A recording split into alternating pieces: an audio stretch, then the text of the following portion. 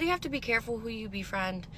They can be predators and they can become your stalker.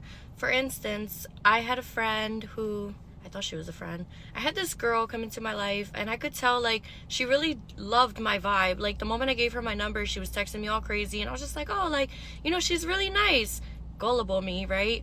And I started noticing patterns. Like she started doing her hair exactly like me, like in that moment. She started dressing like me. She started acting like me. She started like getting mad when I would ask her to take photos of me. If I didn't post her like on my story, she would be like, oh my god, you're so cocky, like your Instagram is all about you, you're so conceited. I even caught her going through my phone one time when I was sleeping. Like I woke up and my phone was gone and she was going through it in the living room. Yeah, all the signs were there. So needless to say, I decided to cut that off, and now she's my #1 stalker. She refuses to admit it on her personal profile, so she creates these fake ones. Now she's harassing my best friend, she's harassing my mom. We didn't even know she was following my mom on her personal account and her fake account until I checked my mom's page. My mom don't even be on TikTok like that. Like she doesn't even have a photo.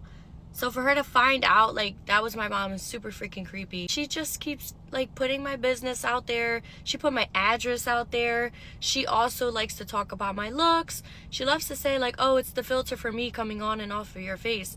On the videos, I'm actually not wearing filter. I'm like, girl, TikTok just sometimes glitches. Sorry to tell you, this is all me.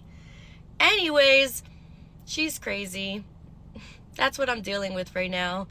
A psychotic old friend who just doesn't want to leave my life alone and continue this fan behavior.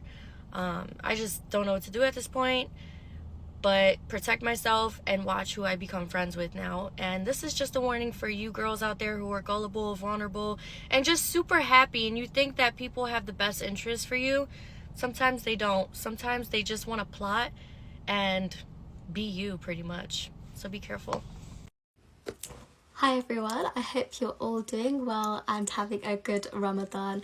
Just finished iftar, cooking, cleaning, all that stuff, and I thought I wanted to share with you guys a story. I've been meaning to think about how I'm going to talk about this with you guys, and I did get permission from my friend who was involved in this story time to actually, I can post this. I'll try and keep it as anonymous as possible, but we're going to start with the story of how we ended up with the LinkedIn stalker. So let's go. So it's about 7 a.m. This was at like maybe a couple days ago or so, just before Ramadan started. And I normally check all my social medias, messages, all that kind of stuff, just because that is part of my job. So it's not uncommon for me, it's part of my routine. I go into LinkedIn, I get a DM, I get a message, little one red mark thing. And I was like, I don't recognise this person. Now this person like didn't recognise the name, where they worked, and none of my close people followed them or my connections, so I was like, that's a little bit strange, but I'll read into it. And they started off by saying like, hey Naima, you don't know me, but I need your help with something. And I was like, okay, like I thought it was like maybe for like an interview, a job, a connection, like I don't know, it could have been anything. Obviously it's on LinkedIn, so normally it's for a professional capacity, but it wasn't. And this guy was saying that you might or might not be able to help me. It's to do with somebody I'm potentially marrying, and your old co-worker is an ex of my girlfriend, basically, who obviously he's gonna allegedly get married to.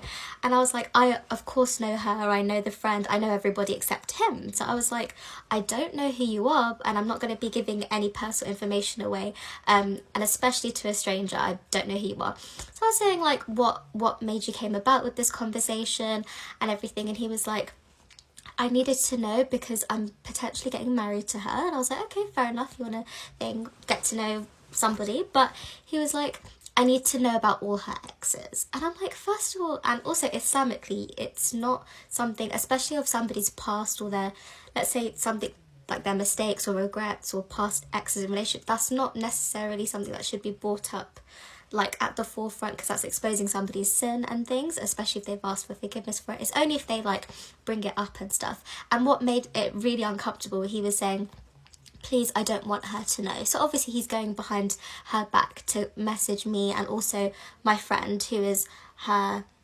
ex, basically. So that was a little bit of a weird situation. He also got the same message, and guess what time this guy messaged us? At 3:30 in the morning.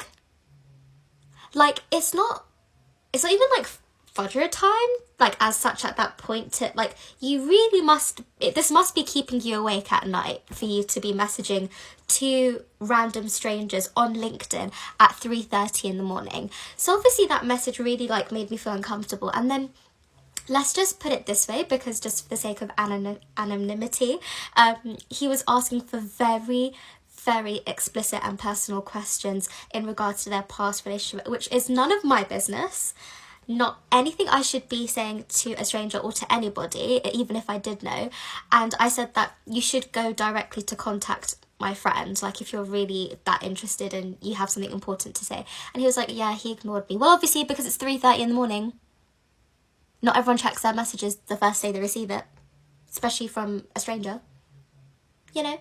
But anyway, like, the whole morning I was really thinking about this conversation. I was like, oh, this doesn't sit right with me. I need to, like, tell my friend. So I messaged him just to say, like, you're gonna have to deal with this one, because I'm in the middle of something I don't want to be in. And so then we blocked the guy and stuff, and I think he, like, contacted the girl just to make sure that she's all right and everything, because she's you know, like, even though somebody's a person of the past, you want to make sure that, like, they're okay, I guess, because I'm sure nobody really would want a Joe Goldberg as a husband. Like, as fun as that sounds, to be like, oh, like, he's so obsessed, like, no, not to that level. Not to be DMing, like, people you've never met before and not in a professional capacity. And I explained, like, you know, what are you going to gain out of it? Like, are you going to feel fulfilled, like, from, you know, finding this information out? Because sometimes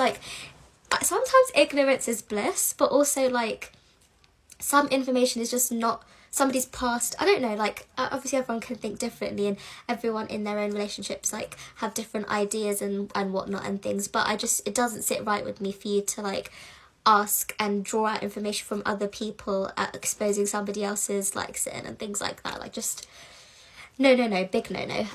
So yeah, me and my friend were absolutely freaked out for the day, and we just blocked them and was just like, we don't need to be associated with this person and everything. And we didn't give any personal information because he asked for my friend's number and was saying, like, don't worry, I'm not gonna beat him up. And I'm like,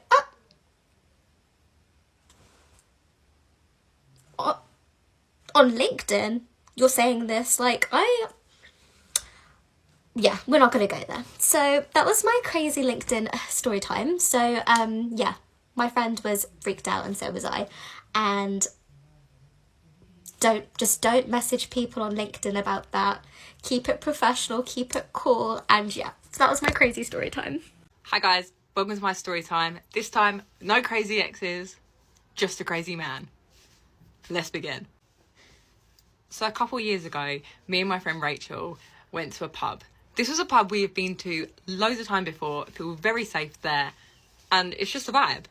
So we get in, grab a drink, immediately take a seat.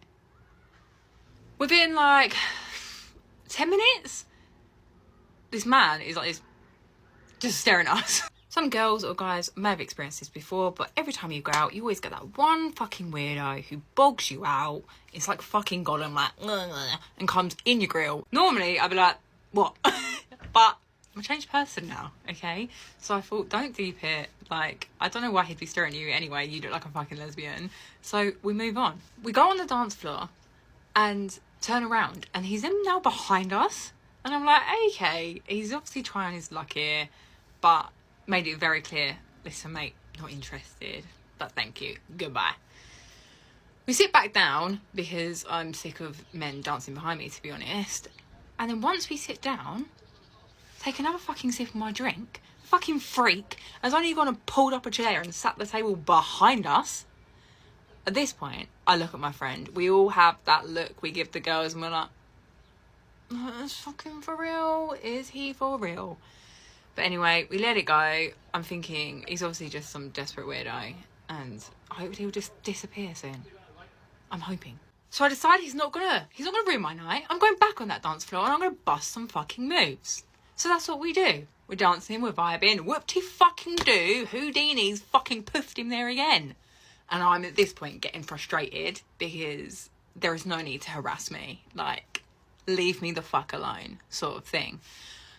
We then decide we're not going to sit back down where we were before. We're going to move to a completely different fucking table so he can have his fucking loner seat and leave me alone and my friend. We do that. Guess what? Can anyone fucking guess what happens? Oh, yeah, he's back. He's fucking back. He's then moved to the nearest fucking table that's next to us again. At this point, I've had enough. Like, I've had enough. I don't even want to drink anymore. You've ruined my fucking night. I just want to go home. So me and Rachel pick up our bags, down our fucking drinks, like the classy birds we are, and we get gone. I kid you not. 10 seconds after me and Rach left that pub, all I hear is this. Yeah. Oh, yeah. She looks at me. I look at her. We both turn around. He's only fucking chasing us. For starters, I don't run for nobody. Okay? Even if my life depends on it, I'm not running. Are you joking? Also, what was going through my head is like, I'm gay. Like, I practically look like a bloke at this point. So, unless you're like, you know what I mean, not fussy, I don't really know why I look like that target. I'm like the least girliest girl you ever fucking meet. I haven't got high heels and a fucking handbag and I'm like, oh, rub me. Like, no, I will scrap you. I don't care. I can see Rachel's getting a bit panicked and I'm going to protect my friends. Like, that's what I am, a solid protector. So I turn around and just go, like, I can't even remember what came out of my mouth, but I probably looked like a fucking pit bull, to be honest. And I have never seen a man run so far away in the other direction as quick as that. Most people, right, would just leave it as there. They'd be like, oh my God, that was so scary. Not me. Not me. I then role reversed. I'm chasing you now. So then I've chased him down this alley and then lost him. Like, probably out of breath, got asthma, do you know what I mean? Can't run that much. Once he was out of my sight, I then thought I best go back to the pub, do you know what I mean? I've got to let him know, like, there's some creep around. We tell the manager. I may have told a few men also in that pub. And funny enough, he had the balls to return. He returned back to that pub. And all I'm going to say is he was dealt with. He was dealt with. So, advice, if anyone ever follows you, just act like a fucking psychopath. Because clearly, looking like a man doesn't work these days. But act like a psycho. Probably don't chase him. I think that was a little bit too far on my behalf. But we move, and I've lived to tell the tale. Hope you enjoyed that short but very sweet story. See you later. Peace out. Also, can anyone fucking see what this bitch from my last story left on my face? Next I'm gonna have a web fucking toes. When I was in high school, I was stalked by a boy in my grade, and pretty much the entire time I was told that I was being overdramatic and he wasn't really stalking me. And this is the story of the time that I saw him in another state. A little bit of backstory is necessary. I had known this guy since like elementary school. He was sort of like widely ostracized. He was kind of weird. He was kind of like a stereotypical like nerd, I guess. Like if you were to imagine a nerd from a cartoon, it was like if that was brought to life. And he attracted a lot of bullying, and I always felt bad for him because as weird as he was always like pretty nice. There was like, he was annoying, I guess, but I didn't see him as being like malicious. And I always remembered one time my mom said about this kid, she said, it's really sad, kids like that, because even when you're a little bit weird, people will treat you weird and then you almost become weirder. So I always sort of had it in my head that I would try to treat everybody nicely, treat everybody the same with respect. And I always treated this kid as nicely as I could. We were never friends, but we were not like enemies, I guess. Well, in middle school, there was a camp that we had at our school, and I talked about this in a different video, but I extended myself to this kid in friendship and basically offered for him to come sit at our table. And that was like part of the camp. They were like teaching you to be nice and reach out to people. So I did that. And after I did that, he kind of like latched onto me for the rest of the camp and like was just like wouldn't really leave me alone. He was hanging out with me the whole time. And I thought like, oh well, no big deal. it'll just go back to normal when we go back to regular school. But it didn't. He came and would sit with us every single day.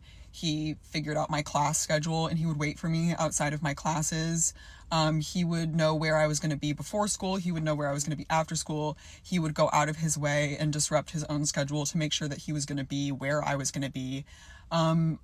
I regrettably, like, you know, I was a 14-year-old or something, 13. I probably led him on, I guess, by not being more firm. But when I explained this to like my parents or my friends and I said like, hey, he's really obsessed with me, like he won't leave me alone, they were like, oh, he just likes you. Oh, don't be mean to him. And so I felt really, really bad, like to basically telling this guy to leave me alone. That being said, I was like not actively encouraging this. I was like going out of my way to avoid him. This was really like a seriously anxiety inducing event, prolonged event for me, throughout the very end of middle school and into high school. I was like in a constant state of fear, basically, that I would run into him in public, that he would find me, and he never gave me any reason to believe that he would harm me. But you know, when you look into stalker situations, like that's pretty much where it goes. So I was a little bit scared. And this particular kid had actually been suspended from our middle school for bringing a fake to school and threatening an administrator with it before. So like I said, nobody really took me seriously except for my middle school band director, because I sat next to this kid in band, and he stepped in and he basically told this kid, like, leave this girl alone. If I see you talking to this girl, like, it's over for you. So shout out to my middle school band director. You're like one of the only men who has ever protected me in my life. So anyway, I did eventually tell this kid, hey, you need to leave me alone. I'm not interested. And he would back off. He kind of acted like super wounded about it. And always he would find like a pretext to reinsert himself into my life, whether it was through band, because this was in middle school. We graduated middle school, went on to high school. We had a different band director. So now we sat next to each other in band again. And there wasn't all of this backstory. And I tried to explain the situation to the new band director, and he really blew me off. And so once again, I was sort of like back involved with this kid, and I looked like a jerk. Like if he would speak to me, like, what am I supposed to do in class? Like ignore him, give him the cold shoulder. Like, you know, everybody kind of, when, like I said, when I would complain about this to my friend, they would, like my friends, they would make me feel like I was really overreacting and like he was completely harmless and I should just kind of like play along, basically. Like some of them would honestly even encourage me to like maybe go out with him once or twice. But that being said, whenever he would come and sit at our table, they would be like, Kirsten, you gotta get this guy out of here. Like, what's he doing here? So fast forward to high school, I did summer school PE because I was an overachiever and I wanted to graduate at the top of my class, and the only way to do that was to get your PE credit out of the way because you couldn't do honors PE. So I did PE over the summer. Guess who is in my summer school PE class? I'm going to give him a name now. We'll call him Aaron. Aaron is in my summer school PE class. So we're together every day, 4 hours a day for 4 weeks. Yay! Once again, I tell him, you need to leave me alone. Leave me alone. Don't talk to me. So he's leaving me alone during this summer school PE session. I overhear him speaking to some other kids, and he says, yeah, my family is going to go on a summer trip to San Francisco. Well, I started freaking out because guess where my family was going on a trip to? San Francisco. So I go home from summer school PE. I start tweaking, telling my mom, Aaron's going to be in San Francisco. He's going to see me. He knew I was going to be there. He did this. Keep in mind, we're 14. I don't even know if like we had phones, you know, like there was really limited, this guy had limited resources to stalk me. He was a kid basically. And so rightly so, my mom was like, Kirsten, calm down. You're being ridiculous. He's 14. What's he going to do? San Francisco is a giant city. He's probably not even going at the same time as we are. And even if he was, like, you're never going to see him. So I'm like, okay, yeah, Kirsten is being ridiculous again. Of course, as always. She's right. I'll just calm down. It's no big deal. I do find out that we're going at the same time, but, you know, I'll listen to my mom. I'll just, whatever. I'll calm down. We go to San Francisco. We are there for a few days. No sightings of Aaron so far. We go to Chinatown. our plan is to walk around Chinatown and go get dim sum. We go to the little, the fortune cookie factory, and we ask a lady that we speak to in the fortune cookie factory for a recommendation for a dim sum restaurant. She says, oh, you got to go to this one. It's here. You take this turn, this turn, this turn, and then you get there. We go, great, awesome. We walk to this dim sum restaurant. Halfway on our walk there, this lady, I swear she appeared out of nowhere. The same woman who gave us the directions pops up and goes, wait, I'm so glad I found you. I gave you the wrong directions to that dim sum restaurant. You actually have to do this, this, and this. And we go, wow, great. We get to the dim sum restaurant. We sit down, eat our dim sum. It was good, I assume. I don't know, because everything about that day was sort of eclipsed by this one event. We eat our dim sum. I'm sitting. My back is to the door. My mom is facing the door. And just as we pay the bill, my mom goes, oh my gosh, Kirsten, don't look behind you. And in the pit of my soul, I knew what was happening, and it was Aaron. Aaron and his parents had walked into the restaurant, and we get up to leave, and I turn around and we walked back, because this was during a phase where he was not speaking to me because I had told him not to.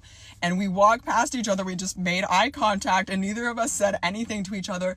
Oh my gosh, it was the most harrowing moment of my life. I know that sounds ridiculous, but I really truly believe that he had found me there somehow. I know that sounds crazy, but his parents knew who I was, and they were probably like, what's going on? Why didn't they talk to each other? Because this kid was always telling his parents that we were best friends. And I know that because this kid also went to the same hairdresser as me, because our moms went to the same hairdresser. And I would get my hair cut and she'd be like, Aaron was talking about you. And I'd be like, oh. And basically I could just never relax after that. I was so sure that this guy was tracking my location. Like I said, I know that that's not possible, but let me know. What do you think? Do you think that that was genuinely a random coincidence? Did God really do that to me? Or was he actually stalking me? I'm curious to know what you think. People will make you a celebrity in their everyday lives because they resent the fact that they'll never truly have access to you. So much so to the point where they will go as far as stalking you and making up lies about you to make it seem like they have a closer relationship with you than they actually do. A girl in the same scholarship group as me, who never misses a story post, unprovoked, started telling my friend lies about how I had to take summer classes because I failed all my classes during the semester, how I call myself some type of influencer, and how I've invited her to all of my gigs and open mics. She even went as far as searching up my music and playing it for my friend just to see what she thought about it, to prove that it wasn't that professional. Now, for a basic bitch with busted braids, alliteration because I failed English, somebody who I've never had a full conversation with my entire life, you seem to know a lot about me. And I hear you stalk my TikTok too. Hi girl, how you doing? Okay, while I'm sitting here about to get gas, I just figured I would do a little story time. I've been dealing with a stalker for the past 3 years. This person is so miserable and deranged. There are just some people in this world who have nothing to lose, and they prey on people like me. And unfortunately, I'm a victim of this. They create fake numbers and accounts to harass me, my family, anyone that I love, anyone associated with me, anyone that they can get access to. I've changed my number and I've removed my information off Google, but it still happens. It happened yesterday. They just spiral. I could be vacationing, they're gonna spiral. I could be with a friend, they're gonna spiral. I could be with my man, they're gonna spiral.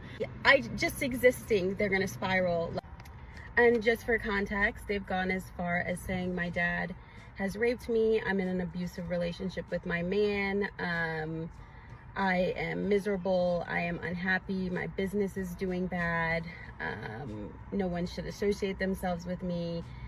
They just say some really mean, hurtful things. And the thing is my character. Everybody who's surrounded by me knows and loves me, and they know my character, and they know what I'm capable of. And I don't have a mean bone in my body. I have a heart of gold, and I'm favored and loved by God. And that shows in everybody I associate myself with. And that alone makes this person angry. So what is my aura is that, I guess, and it makes this person mad. And what a sad life. What a sad life. Or what a sad existence, you know? Mentally ill to the point where you're obsessed with somebody you don't know. You don't know them personally. So they spew lies and then they harass people close to me. And at this point, it's very annoying. Like, it's very a nuisance. I've gotten law enforcement involved. My sister's husband is a detective, so he does assist when I need it.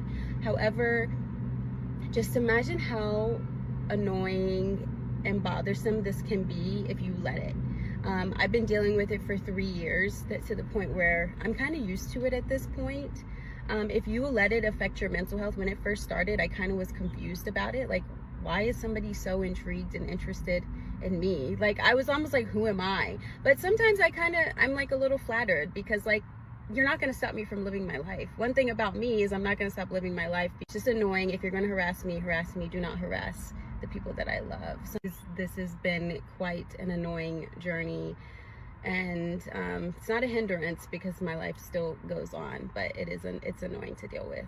I don't really bother anybody. I just kind of live my life, and me living my life bothers others. But let me tell you this, I'll never stop living my life. I have such a beautiful life.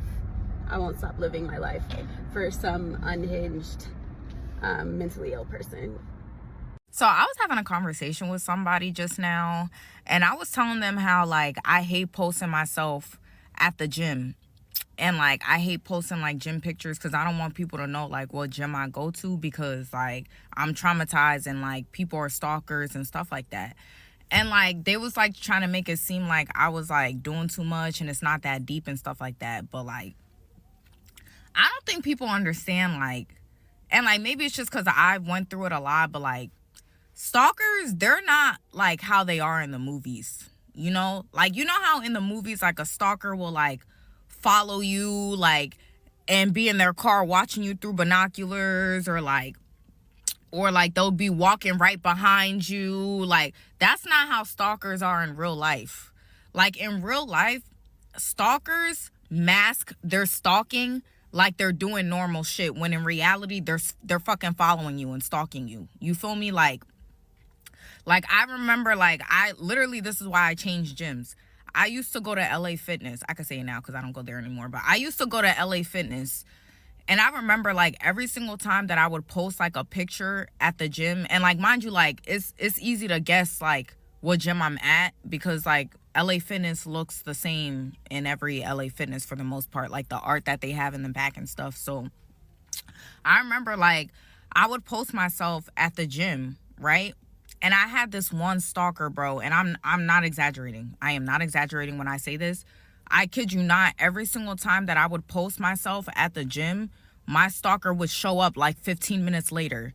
But they wouldn't be like in their car, like, with binoculars watching me in the gym, or following me. Like, no, like, I'm talking, like, they would act like they was in the gym doing normal shit. Like, they would act like, oh, I'm in the gym to work out, when in reality they was in the gym stalking me, like, trying to cross paths with me and trying to leave the same time as me so that they could follow me to wherever I was going afterwards. Like, literally, I'm not kidding. Like, so, like, I say this to say, like, stalkers, like, they're very calculated in real life. Like, they mask their stalking like they're doing normal shit, when in reality they're only in that specific location because they know that you're in that location, and they're trying to, like, get in your space, or they're trying to, like, see where you're going afterwards, or follow you, like, you know what I mean? But, like, that's what I'm trying to say. So, like I know I sound crazy when I say, like, I don't even like posting myself at the gym, because, like, I don't want people to know what gym I go to.